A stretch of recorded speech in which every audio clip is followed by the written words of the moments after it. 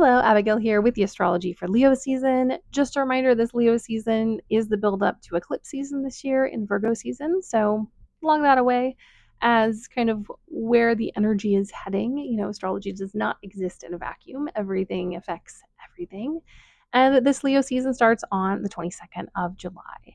And it is quite an intense one. Not quite as intense as eclipse season, but there is a lot going on. Most of Leo's season, or at least a good chunk of it, is during a little Mercury retrograde. I know my Leos, the past, this year and then the past 2 years after, have had some form of retrograde. And it's, definitely changed the summer vibes for your birthday. So just know that we are once again under a retrograde. Retrogrades don't have to be negative, but they do require a bit of extra effort and engagement. And, just expect things to not go the way you expect, and then you might get what you expect. So that is the kickoff of Leo season. The kind of major moment that we have just starting off is we do have an early degree Leo new moon. Now, what is important about this Leo new moon is it is opposing Pluto. And I think an important point to note when we have a major planet in a sign for a while is that that season constantly will have those vibes for whenever it's over. So Leo season, from last year up until I think it's 2043 is going to have a Pluto opposition in there. So this is our Pluto opposition, and we get to engage in a Leo new moon, which this is a really powerful one. It pulls in all of the modern planets. Not everyone works with them, but I find them very effective. Pulls in all the modern planets in a lot of really productive ways. We get a trine with Saturn and Neptune, an opposition with Pluto, a sextile with Uranus. This is big energy for big change, and as we know, Leo rules the heart. So a lot of stuff happening with people's perspectives and desires, and yours as well. So that is what's happening on the 24th. I think, especially with the way these are going to be working out, this Leo new moon has a connection with the Capricorn full moon. So keep that in mind. The Mercury will be at the same degrees, and while Mercury does not rule either of these signs, it is playing a major role. So Mercury is going to be at the same degree for not only that this full moon that we are currently experiencing while I'm recording this actually, and to this new moon in Aquarius. So there is an extra tie across Cancer and Aquarius season. So just know that especially with the Mercury retrograde, some unfinished stuff is going to come up during this new moon. So just be aware. I will do a longer video on that when the time comes, but it is an important point to make. Then on the 30th of July, we do have Venus entering Cancer. And this is nice. We love a nice kind of Gemini Venus break for flirtation and fun and things not needing to be so serious. But a Venus in Cancer is a really nice, gentle, tender, sweet place. We're also going to have the Venus-Jupiter conjunction, which is really important. And I have marked down the date here because I do think it is important. It's one of the bright spots of 2024, along with that new moon that we had a few weeks ago as well, for like productivity and moving things forward. But yeah, Venus in Cancer is a really warm, all-encompassing, embracing, tender Venus, a Venus who cares, a Venus who wants people to feel comfortable and at home and loved. If you ever meet someone with a Venus Cancer, they have a knack for making people feel loved and cared for. And yes, they will have their other issues as well, but that is a special spot that they are very gifted in. So it'll be nice to have that kind of holding during and a tough Leo season, another one that has a lot going on. And then on the 31st, the very next day, we have the Mercury Cazimi retrograde. I find Mercury Cazimis are a great day to do things that you have to get done, but would prefer a good day during a Mercury retrograde. It's when the Sun and Mercury come together in a conjunction. It's called a Cazimi, which is an Arabic word which means heart of. So it's in the heart of the Sun is what a Cazimi has become known and associated with, which I think is nice. It's like a little hug. So this Mercury Cazimi, will happen again later. We have multiple of them when we have a retrograde, but this one is going to be real tender, and I think a real moment to get, especially with that Venus over in Cancer, to really get a good view on what your heart wants and what it really desires. And maybe what you've been desiring isn't what you really needed. Uh, me thinking of specific clients who do not follow me on here. Um, but yeah, so we have this really intense, beautiful Cazimi. I have found that really beautiful meetings happen on Cazimis a lot of times, especially during a retrograde. Retrogrades can, cause a lot of chaos and cause us some distress. But I find with the Cazimis, they can also be these portals into these happenstance meetings of minds and hearts that are really impactful. So never underestimate a Mercury Cazimi. And then on the 6th of August, we have Mars entering into Libra. Mars in Libra, of course, as we know, is in detriment. It is just, a Mars that doesn't exactly enjoy the energy of Libra. The balance is not Mars's MO. Mars is not about balancing things. Mars is about doing things and cutting things and, feeling all of the feelings. And Libra is about tempering and understanding and trying to make the best of oftentimes not great situations. And Mars is like, to hell with that.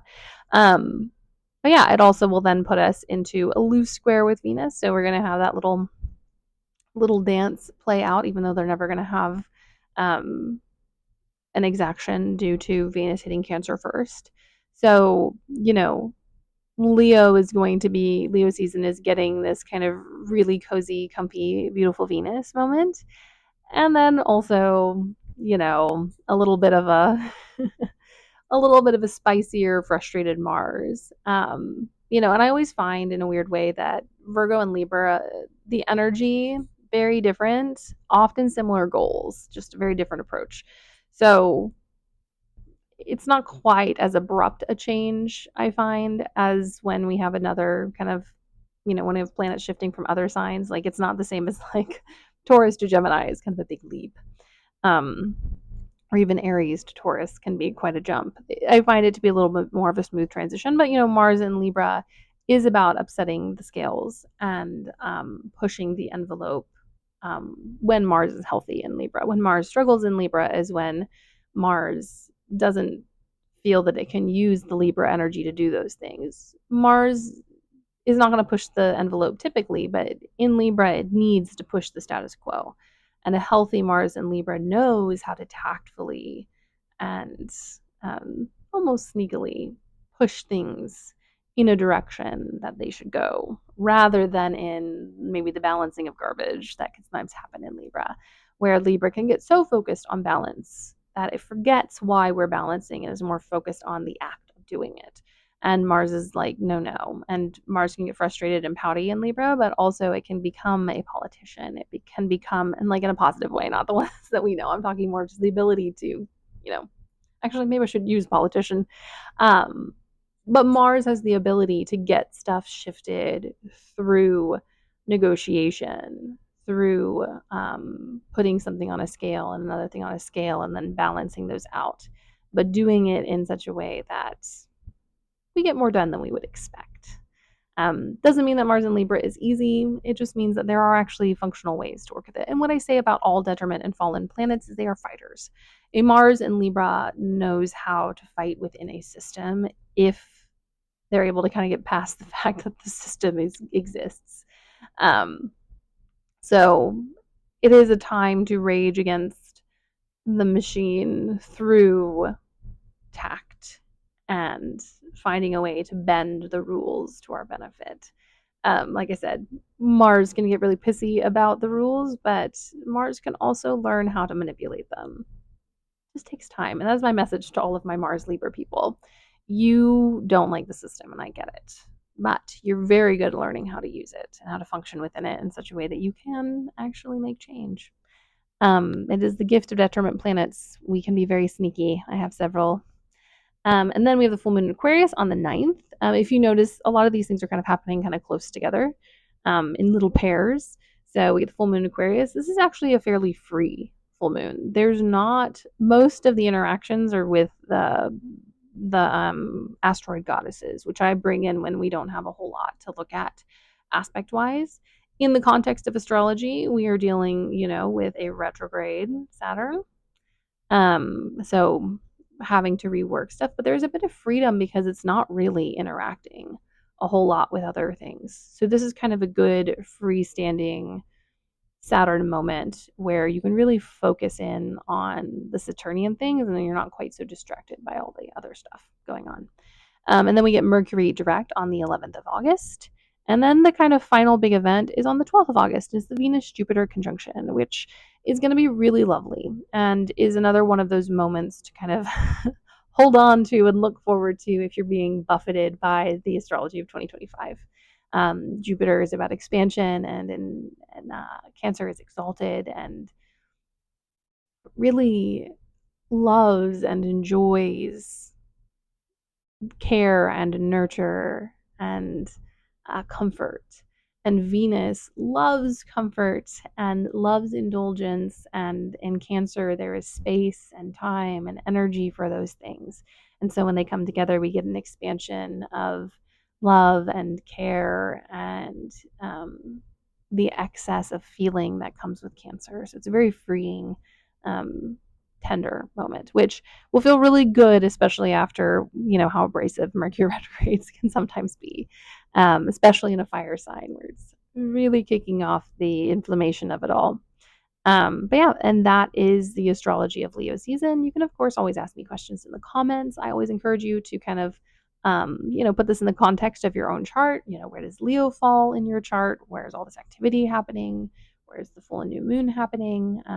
Yeah, I encourage you to look into that because I have a lot of people ask me, like, what are the best tools for understanding your birth chart? And it really is learning how to read a birth chart. And one of the best ways you can do that is putting things in the context of your own chart. And you don't have to become an astrologer to do this. You can read and interpret things on your own.